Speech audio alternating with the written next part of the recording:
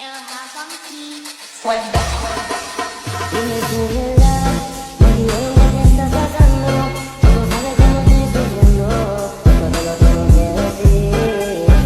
Cuéntame, tu despedida para mí fue dura. ¿Será que te llevo a la luna? Y yo no supe hacerlo así. Te estaba buscando, por la calle gritando. Eso me está matando.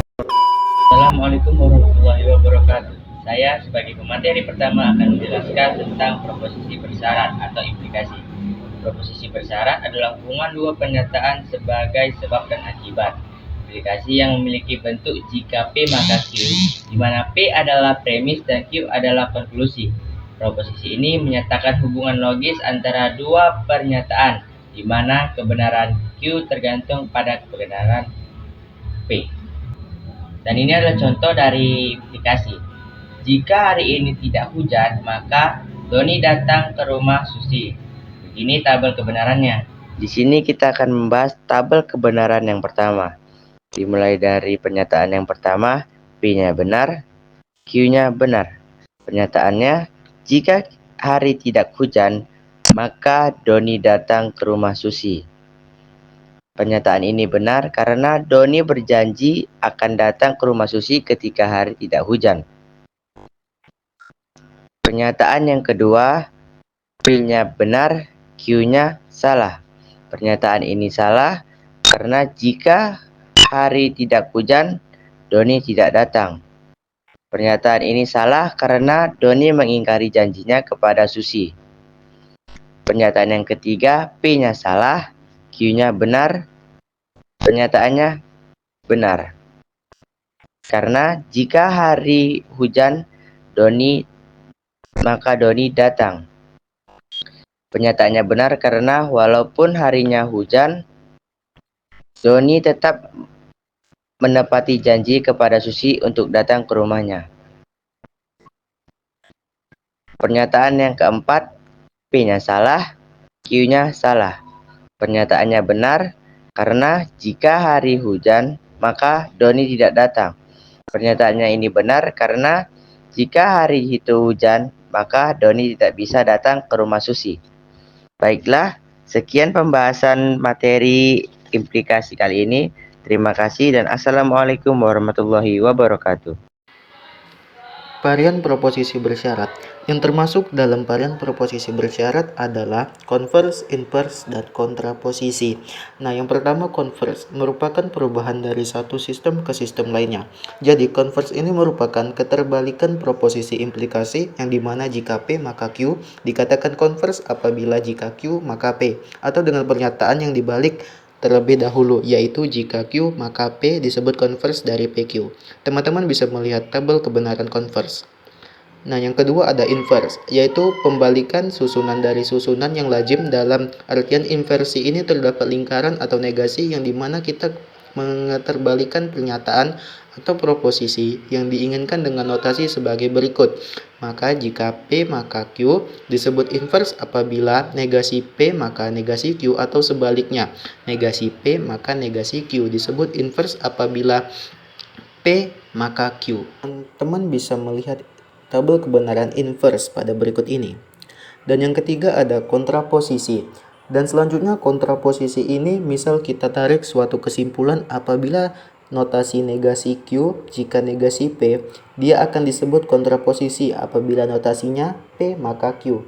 Dan sebaliknya, misal notasinya dibalik menjadi negasi P maka negasi Q akan disebut kontraposisi apabila notasinya jadi seperti ini, Q maka P. Teman-teman bisa melihat tabel kebenaran kontraposisi berikut ini. Nah, sudah dijelaskan pengertian dari converse, inverse, dan kontraposisi. Dengan berikut ini adalah contoh soal dari converse, inverse, dan kontraposisi, dan tentukan converse, inverse, dan kontraposisi dari jika Amir mempunyai mobil, maka ia orang kaya. Dari soal proposisi bersyarat implikasi, P maka Q adalah sehingga P Amir mempunyai mobil dan Q adalah Amir orang kaya. Contoh soal converse dalam kurung adalah Q maka P. yang kita artikan sebagai jika Amir orang kaya, maka ia mempunyai mobil. Dan contoh yang kedua yaitu negasi P, maka negasi Q. Jika Amir tidak mempunyai mobil, maka ia bukan orang kaya. Dan contoh yang ketiga adalah kontraposisi negasi Q, maka negasi P. Dan kita artikan sebagai jika Amir bukan orang kaya, maka ia tak mempunyai mobil. Bikondisional atau biimplikasi. Proposisi bersyarat penting lainnya adalah berbentuk P jika dan hanya jika Q yang dinamakan bikondisional atau biimplikasi. Definisi bikondisional dikemukakan sebagai berikut. Misalkan P dan Q adalah proposisi. Proposisi menyebut P jika dan hanya jika Q disebut bikondisional atau biimplikasi dan dilambangkan dengan P jika dan hanya jika Q. Pernyataan P jika dan hanya jika Q adalah benar bila P dan Q mempunyai nilai kebenaran yang sama, yakni P jika dan hanya jika Q benar jika P dan Q keduanya benar atau P dan Q keduanya salah. Tabel kebenaran selengkapnya akan diperlihatkan sebagai berikut. Sekarang saya akan memperlihatkan contohnya. Tuliskan setiap proposisi berikut ke dalam bentuk P jika dan hanya jika Q. A. Jika udara di luar panas, maka Anda membeli es krim. Dan jika Anda membeli es krim, maka udara di luar panas. B. Syarat cukup dan perlu agar Anda memenangkan pertandingan adalah Anda melakukan banyak latihan. C. Anda naik jabatan jika Anda punya koneksi. Dan Anda punya koneksi jika Anda naik jabatan. D. Jika Anda lama menonton televisi, maka mata Anda lelah. Begitu sebaliknya. E. Kereta api datang terlambat tepat pada hari-hari ketika saya membutuhkannya. Penyelesaian. A. Anda membeli es krim jika dan hanya jika udara di luar panas. B. Anda melakukan banyak latihan adalah syarat perlu dan cukup untuk Anda memenangkan latihan. C. Anda naik jabatan jika dan hanya jika Anda punya koneksi. D. Mata Anda lelah jika dan hanya jika Anda lama menonton televisi. E. Kereta api datang terlambat jika dan hanya jika saya membutuhkan kereta hari itu. Definisi himpunan. Definisi himpunan adalah kumpulan atau sekelompok benda yang memiliki definisi yang jelas. Contohnya, kumpulan warna lampu lalu lintas itu himpunan. Kumpulan guru yang tinggi itu bukan himpunan. Definisi yang bukan himpunan adalah yang mengandung kata sifat. Penyajian himpunan. Ada 3 cara penyajian himpunan yaitu 1. Menyebutkan anggotanya atau enumerasi. Artinya, menuliskan semua elemen himpunan di antara 2 buah tanda kurung kurawal. Biasanya suatu himpunan diberi nama dengan menggunakan huruf kapital atau simbol-simbol lain. Contoh, elemen A sama dengan buka kurawal, 1, 2, 3, 4, tutup kurawal. 2. Sifat yang dimiliki anggotanya. Artinya menyatakan sifat keanggotaan himpunan tersebut dengan kata-kata.